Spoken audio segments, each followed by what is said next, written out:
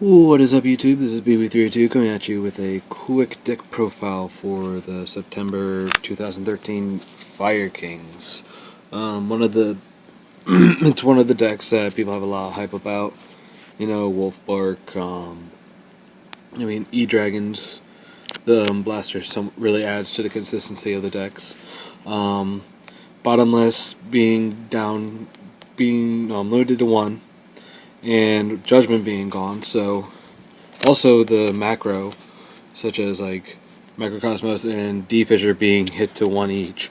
So a lot of people at least a lot of people that I've been talking with are really looking forward to playing this deck. So let's get right into it. Obviously, triple Garunix, triple Fire, triple Barong, triple Yaksha, the usual, lineup for them. Don't really need to explain those if you like. It's kind of self-explanatory. I run triple Blaster because a Garunix in hand, kind of dead unless you have a Yaksha. But also if he like any of my Fire King cards, I can easily just activate Blaster effect, send a Fire King, send him to grave, pop a card on field. It just allows my circles to become live then. Because I was running Foolish, but that just wasn't doing enough. So now I have basically three ways to get a card into the grave to allow Circle to start activating and protecting my Fire Kings when they come out on the field. So and plus he's just a big beat stick. I can also bring him out with Circle because it targets a fire monster, so I can just bring out Blaster if I'm playing like a mirror match against a Garunix and just beat over for 100 and whatnot. So it's really good. I like it so far. 2 Bear. It was between this or triple Fire Dog. I decided over this and to run a 41 card deck, just because this is an answer to Ophion. Basically this and the next 4 cards are my answers to Ophion, because that is what really hurts this deck. Well, I should actually say these 9 cards, because basically he is an answer to Ophion too. So I chose the 2 Bears just because A, can search my tanky, and B, it blows up cards on the field and allows me to get stuff going. So then I run 2 Ferret. It's a format where you have to start playing smartly. So and plus it's back row heavy. So he allows me to start messing around with my opponent, because A, they don't know what I'm setting, because I could either be setting Yaksha or I could be setting him. So it allows me to start playing mind games with my opponent. Plus, I can pop him with Yaksha to get his effect off. For those of you who don't know, when his card's destroyed and sent to the grave, target one face-up monster on your opponent's out of field, destroy it, and then do 500 burn damage. So, if you say your opponent attacks into him, flip, damage step.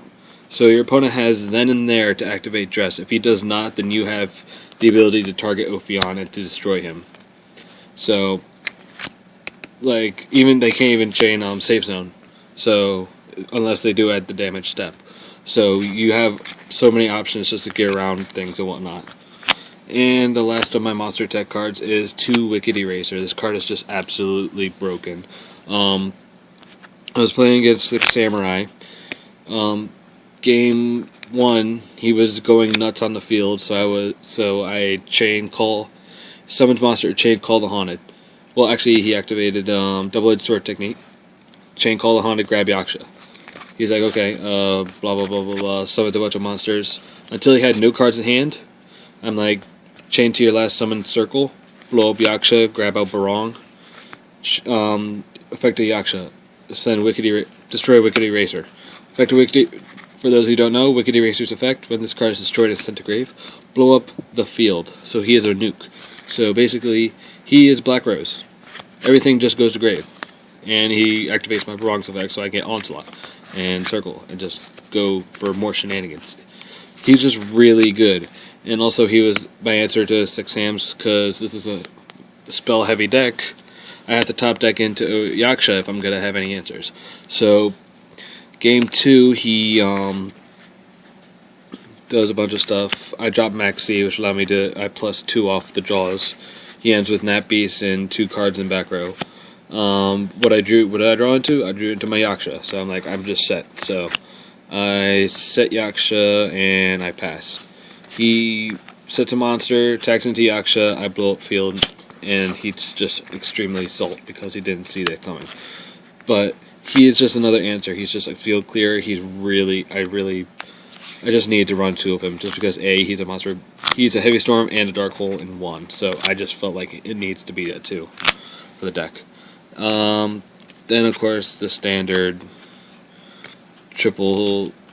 Bleh, I'm messing up on my cards. Triple onslaught, kind of self-explanatory. Triple circle, it's just too good. Protection against helps Garunix dodge those bottomless trap holes or the D prisons. I played 2 lands.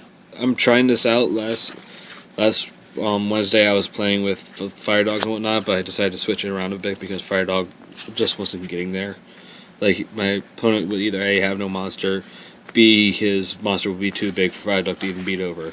And people can say, yeah, you could just run Fire Dog now with the lances, but I just want to have with what I have now, the way the build is, I think it's going to be a lot more consistent.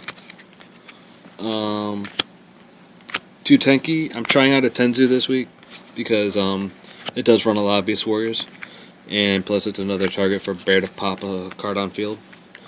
Triple Duality. It's a setup deck. It's not a straight up OTK go crazy spam out special summon deck or whatnot. So this allows you to add consistency to it. It allows me to either search into that Yaksha or into that Wicked Eraser to set up for a field clear play. For killing, of course, too good. Triple MST for those back rows because it is a back row heavy format.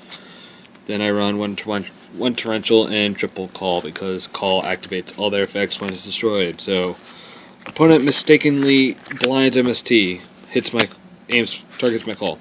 Chain, grab, Barong, Yaksha, Garunix, blows up, gets effect. So, self-explanatory.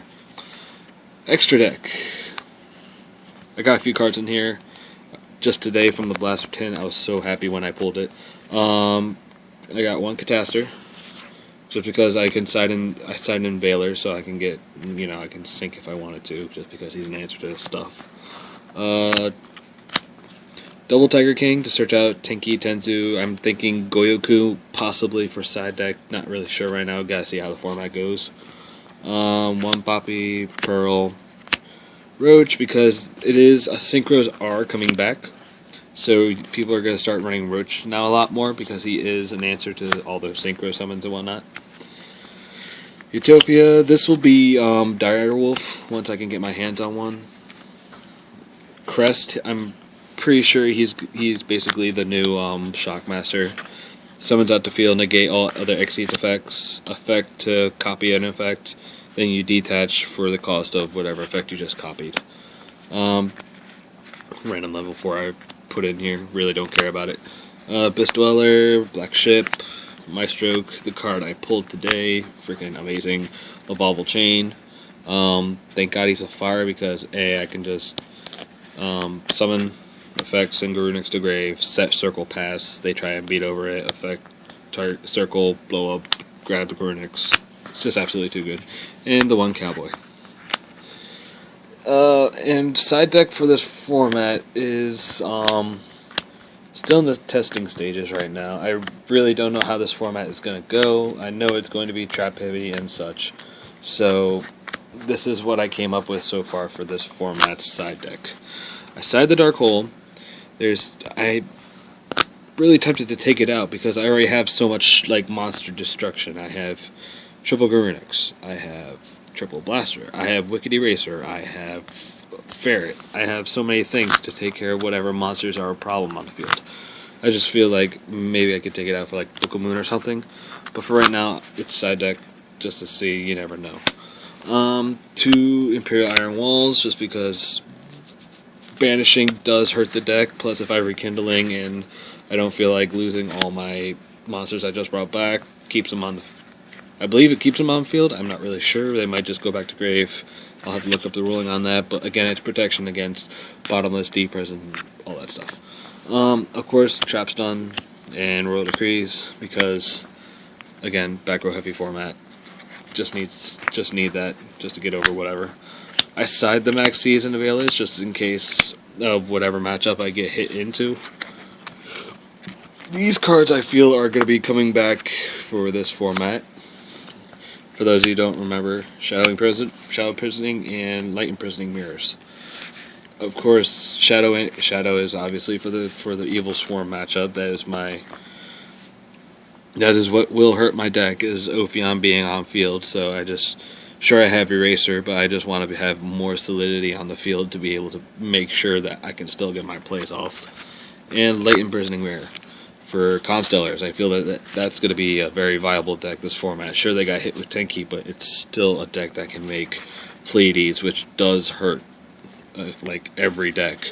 Getting Pleiades out is just set monster, set back row, pass, affect Pleiades, bounce whatever, bounce a monster.